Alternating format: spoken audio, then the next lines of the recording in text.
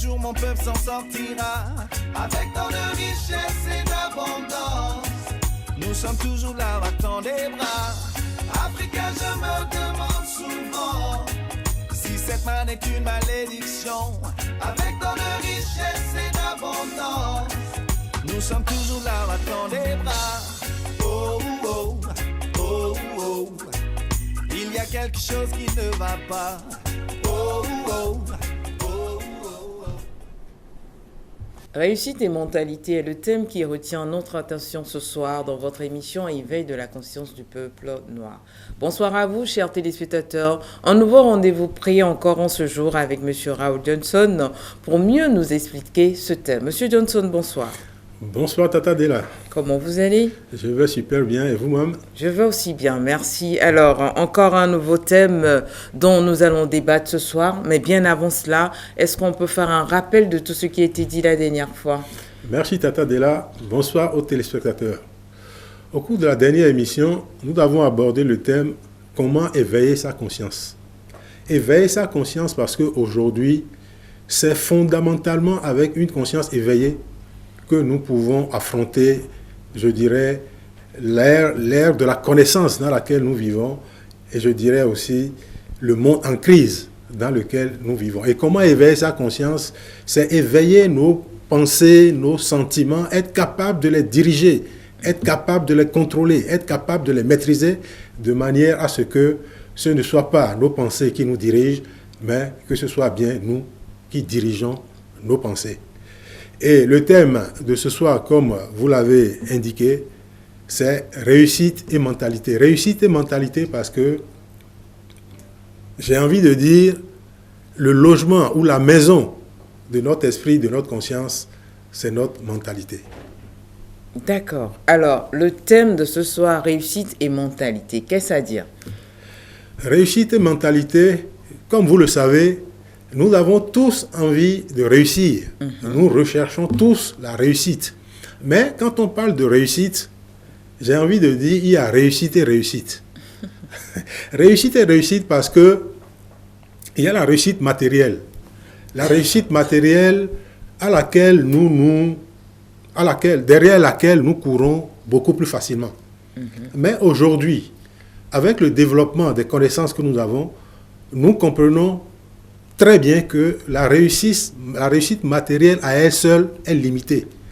Parce que quand bien même vous êtes riche matériellement, si tant est que vous êtes malade, votre richesse est diminuée. Ah oui. Quand bien même vous êtes riche financièrement, si vous avez des relations troubles, des relations insatisfaisantes avec votre famille, avec votre entourage, votre réussite a quelque chose qui manque du sel à votre réussite. Forcément.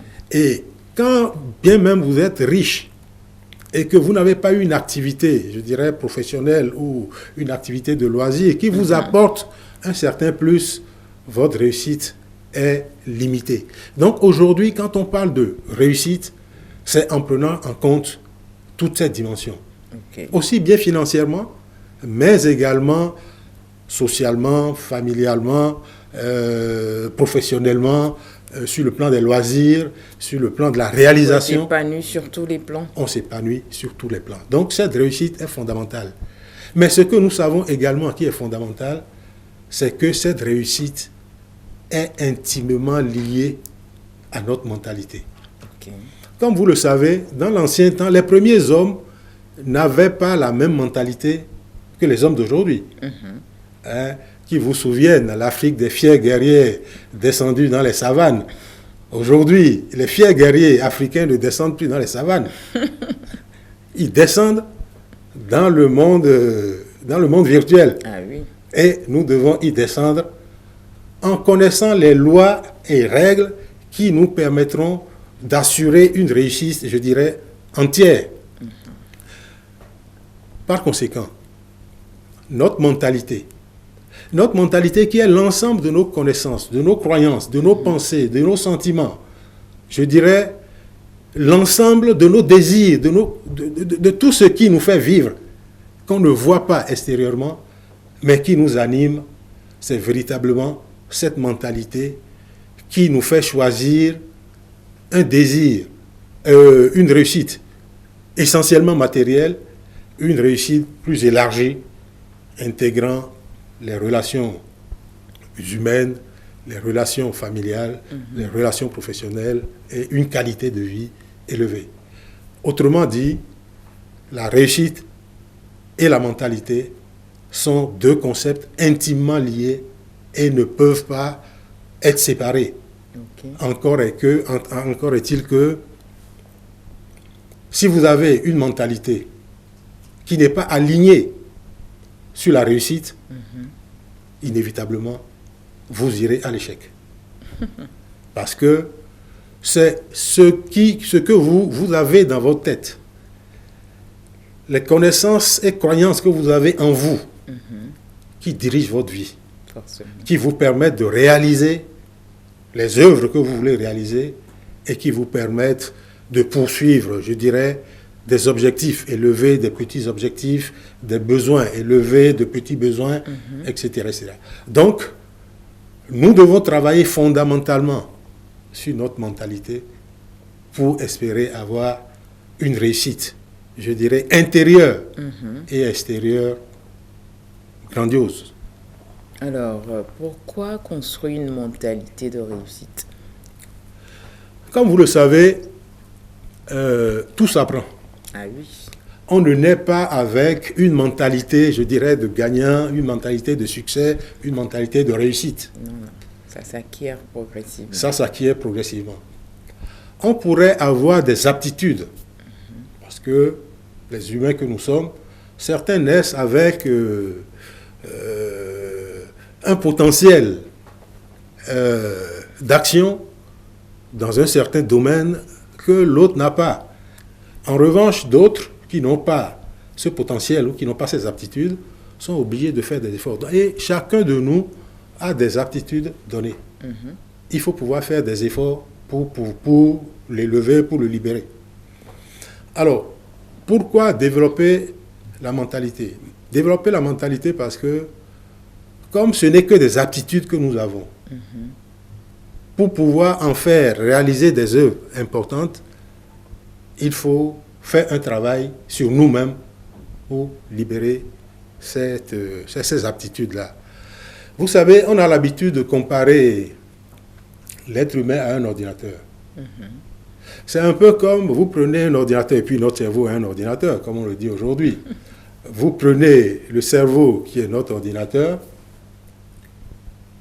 disons que on y retrouve deux grands programmes et deux bases de données. Vous savez lesquelles? Non. Le programme de la raison et le programme du cœur. Ok. Le programme de la raison est un programme qu'il faut forger de façon rationnelle. Il veut réaliser des choses de façon optimale. Il veut raisonner. Il veut critiquer en s'appuyant sur les faits. Et de l'autre côté, nous avons le logiciel du cœur. Le logiciel du cœur veut plutôt se connecter à lui-même, veut se connecter aux gens autour de lui, à sa famille, à ses amis, veut se sentir intérieurement en paix, en harmonie avec son milieu intérieur. Mais les deux logiciels, raison et cœur, interagissent de façon permanente. Forcément. Aujourd'hui, ce que nous savons est que, à l'école conventionnelle, on nous apprend à forger le logiciel de la raison. La théorie. Le logiciel de la raison pour gagner notre vie, D'accord. pour agir professionnellement. Mais surtout en Afrique, on ne nous apprend pas suffisamment à développer le logiciel du cœur. Développer le logiciel du cœur, c'est faire en sorte que les peurs intérieures que nous pouvons avoir, nous soyons en mesure de les contrôler. Parce que, comme vous le savez, bien souvent, nos peurs, nous les amplifions plus que... on leur donne plus de valeur qu'elles ne devraient en avoir. Nos craintes, nos angoisses, nous les amplifions. Et bien évidemment, les sentiments de méchanceté, de jalousie, ça peut arriver à tout le monde. Nous les amplifions également et ces éléments nous perturbent. Programmer notre mentalité, c'est apprendre à gérer nos peurs, non pas à les supprimer, mais à en faire, à les transformer en une énergie qui nous permet d'avancer, pas de reculer. C'est remplacer nos angoisses, nos craintes par du courage, parce qu'en réalité, quand vous êtes face à un danger, pour peu que vous décidez d'affronter le danger, vous avez résolu votre problème à 30, 40, 50%. Et peut-être, c'est le danger qui va commencer à fuir devant vous parce qu'il se rendra compte que, comme on dit, la peur a changé de camp. Ah oui.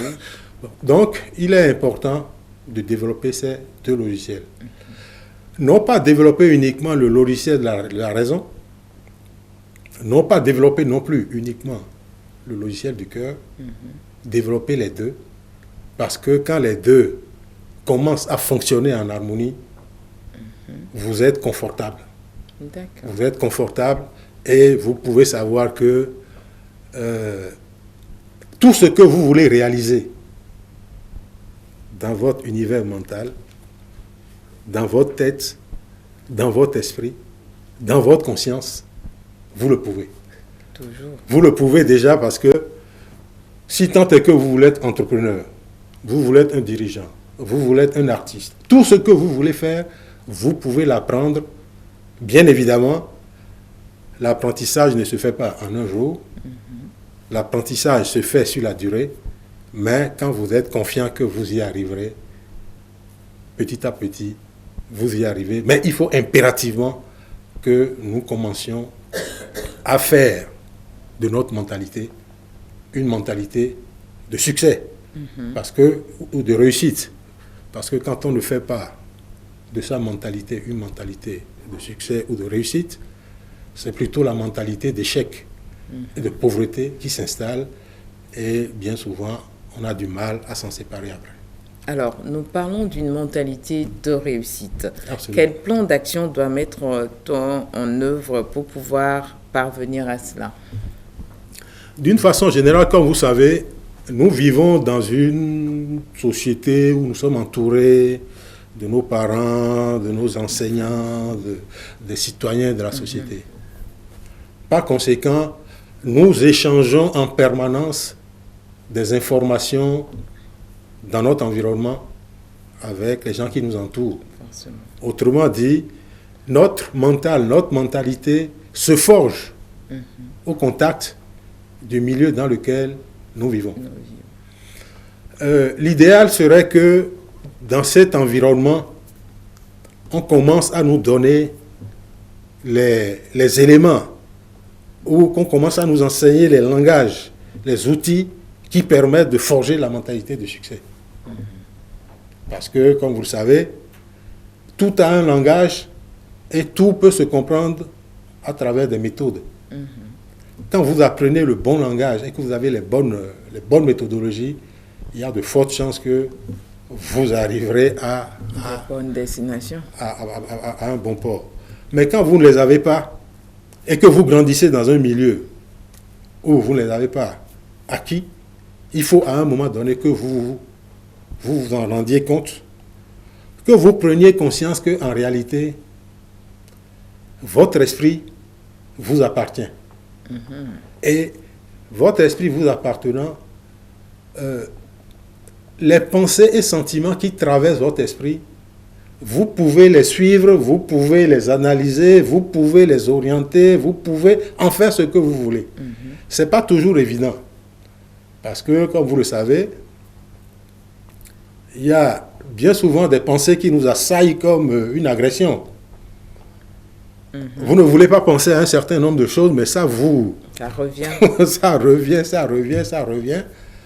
Bien évidemment, il y a un certain nombre d'outils dont nous avons parlé, mais dont nous allons encore parler très rapidement, qui sont entre autres les affirmations positives. Okay. Parce qu'en réalité, la pensée étant l'outil privilégié de l'esprit, c'est dès que nous commençons à penser que nous sommes capables de parler. Nous pensons avant de parler. Ça se fait en des nanosecondes, mais la pensée apparaît avant que la parole ne suive. Mais quand vous commencez à affirmer des choses positives, vous savez ce qui se produit? Non. La pensée commence à se manifester de façon progressive dans le monde visible. Ok.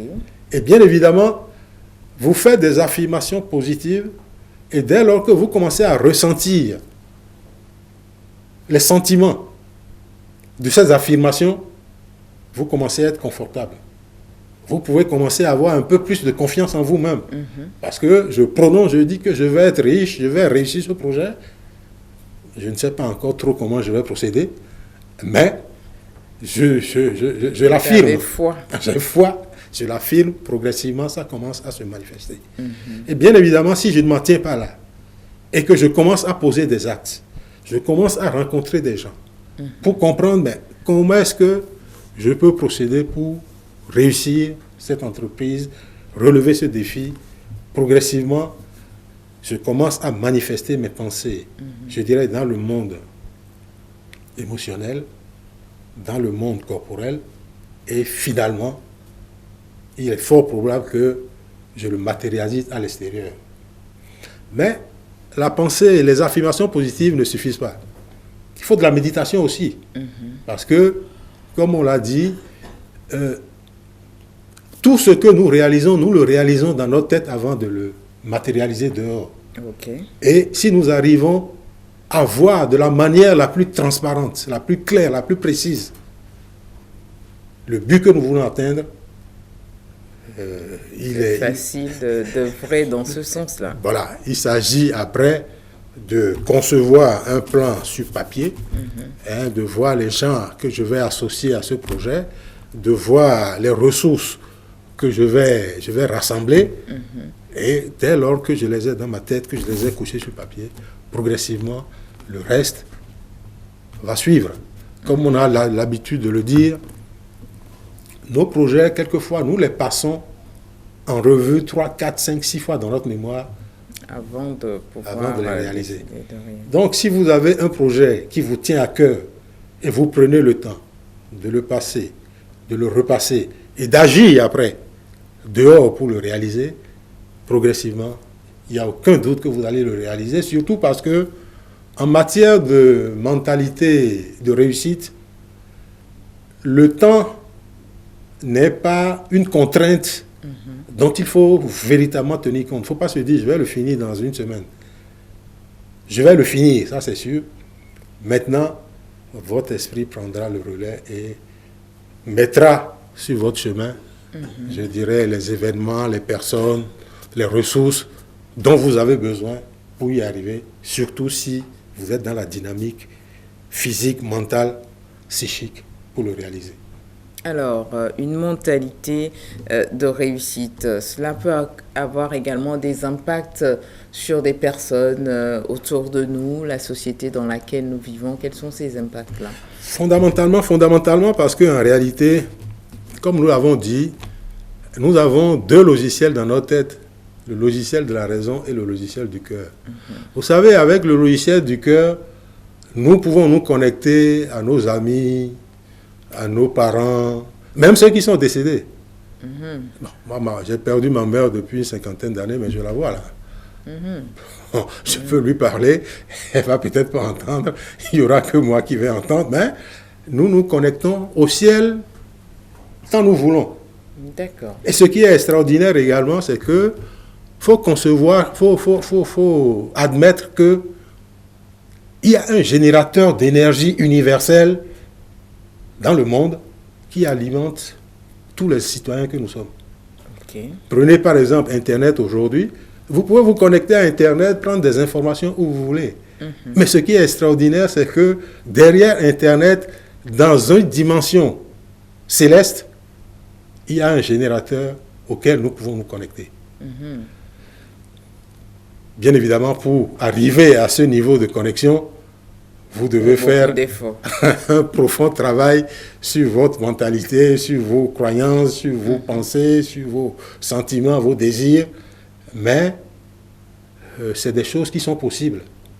Donc, quand vous commencez à arriver à vous connecter à cette dimension, votre vie change du tout au tout. Okay. On a l'habitude de dire qu'il faut vivre dans l'instant présent, qu'il faut pratiquer la gratitude. Si vous n'arrivez pas à faire des connexions aussi élevées, c'est difficile de vivre dans l'instant présent. Parce que, comme je l'ai dit tantôt, le générateur universel alimente. Mais si le générateur est encombré de poussière, encombré de bruit, encombré de... Le temps que l'information qu'il envoie parvienne à votre cerveau, vraiment, c'est des informations troubles qui peuvent ne pas véritablement vous permettre de réaliser ce que vous voulez. D'accord. Bon, quand vous commencez à avoir cette connexion, et bien évidemment, quand la société dans laquelle vous êtes, beaucoup d'individus peuvent se connecter à cette dimension, mais votre vie dans cette société-là, dans cette collectivité, devient une vie de science-fiction, une vie de magie. Parce que, j'ai envie de dire, il y a une part d'extraterrestre dans les hommes que nous sommes. Les êtres humains que nous sommes sont les seules créatures qui soient capables de se projeter dans des espaces temporels illimités, tant dans le passé que dans le futur, et de voir comment les choses vont se passer. Je me rappelle, à l'époque, on nous disait que le moment viendra où les informations iront de partout dans le monde, et même que, comment on affirmait cet élément, tout ce qui est caché va être révélé. Nous sommes à l'ère de la connaissance où tout doit être révélé, où tout est déjà révélé. Tout maintenant, commence il faut aller à la quête de cette information. Tout est révélé, il faut aller à la quête et il faut agir. Donc, l'impact d'avoir une mentalité de réussite est de forger cette mentalité de manière à ce que on puisse faire les connexions les plus élevées possibles. Pas seulement individuellement, mais collectivement, de manière à ce que les désirs, les besoins, les buts, les défis que nous voulons relever, on puisse les relever de la manière la plus aisée, la plus efficace, la plus performante. D'accord. Alors, malheureusement, nous sommes presque à la fin de cette émission de ce soir. Monsieur Johnson, votre mot de la fin. Merci, Tata Dela. Je voudrais dire, les êtres humains que nous sommes, nous avons deux mentalités. Une mentalité d'échec et une mentalité de réussite. Ces deux mentalités, nous activons l'une ou l'autre. Bien évidemment, nous activons l'une ou l'autre à travers les pensées, les sentiments, les désirs, les connaissances, les croyances que nous cultivons. Si tant est que les pensées et sentiments que nous cultivons sont positifs, c'est la mentalité de réussite qui s'active. Si ce sont les pensées, je dirais, négatives que nous cultivons, nous activons la mentalité d'échec. Aujourd'hui, il y a suffisamment d'outils, entre autres les neurosciences, la programmation neurolinguistique, les thérapies cognitives et comportementales, qui permettent véritablement de prendre en main la construction de sa mentalité pour en faire un véritable outil de richesse, de réussite, de progrès. Si cette aventure vous intéresse, nous vous invitons à vous joindre à nous au 228 98 83 42 69 de manière à ce que le défi du 21e siècle assigné aux Africains soit une réalité à court, moyen, long terme. Je vous remercie. Merci à vous également, Monsieur Johnson. Alors, nous, Africains, prenons conscience et on espère que vous prenez conscience à travers cette émission et progressivement, nous allons arriver à avoir une mentalité de réussite en tant qu'Africains également. Bonsoir chez vous. Merci. Africain, je me demande souvent Est-ce qu'un jour mon peuple s'en sortira avec tant de richesse et d'abondance? Nous sommes toujours là, battant des bras. Africa, je me demande souvent si cette manne est une malédiction. Avec tant de richesse et d'abondance, nous sommes toujours là, battant des bras. Oh, oh, oh, oh, il y a quelque chose qui ne va pas. Oh, oh,